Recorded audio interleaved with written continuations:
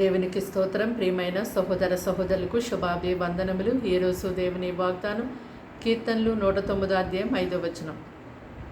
నేను చూపిన ప్రేమకు ప్రతిగా వారు నా మీద పగపట్టి ఉన్నారు, అయితే నేను మానక ప్రార్థన చేయుచున్నాను.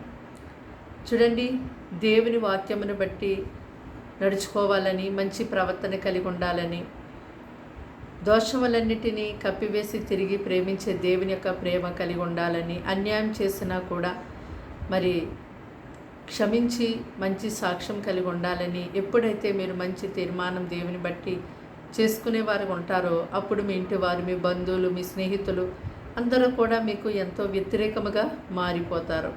అయితే మీరు చూపిస్తున్నటువంటి ప్రేమకు ప్రతిగా వారు మీ మీద పగపెట్టి ద్వేషిస్తున్నారని మీరెంతో బాధపడుతూ ఉంటున్నారేమో.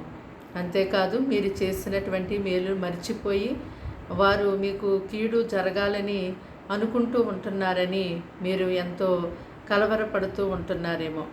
అయినా కూడా భక్తుని వలె మీరు దేవుని యొక్క సన్నిధిలో మానక ప్రార్థించండి, విసుకక ప్రార్థించండి. ఎటువంటి సమస్యలు మిమ్మల్ని, మీ ఆత్మీయ జీవితాన్ని అణిచివేయాలని చూస్తున్నాయో ఆ సమస్యలు బట్టి మీ ఆత్మీయ జీవితాన్ని చల్లార్చుకొనకుండా ఆ సమస్యలలో మీరు ఎంతో గొప్పగా ఎలుగెత్తి దేవునికి ప్రార్థన చేయండి. దేవుడు సమస్తాన్ని కూడా సమాధానకరముగా మారుస్తారు. ప్రార్థన. దేవానికి వందనాలు, స్తోత్రాలు, స్తుతులు చెల్లిస్తున్నాం తండ్రి. మాటలు వింటున్న నీ బిడ్డల్ని మీ రక్తంతో కడిగి ముట్టి బలపరిచి దీవించి ఆశీర్వదించండి. మంచి ఆరోగ్యాన్ని బిడ్డలకు ఇవ్వండి. ఈ దినమంతా తోడుగా ఉండండి. ఏదైతే ప్రార్థిస్తున్నాను నీ సన్నిధిలో ఆ ప్రార్థనకి జవాబు దయచేయండి నాయనా. నీ బిడ్డల్ని పోషించండి, దీవించండి, కాపాడండి. కీడు శోధన అపాయాన్ని తప్పించండి అయ్యా. నీ ప్రజలకు ఈ యొక్క సన్నిధి బహుబలముగా తోడుగా ఉంచి దినమంతా సహాయం చేయమని, కాపాడమని యేసు నామములో ప్రార్థన సమర్పించి వేడుకుంటున్నాం తండ్రి.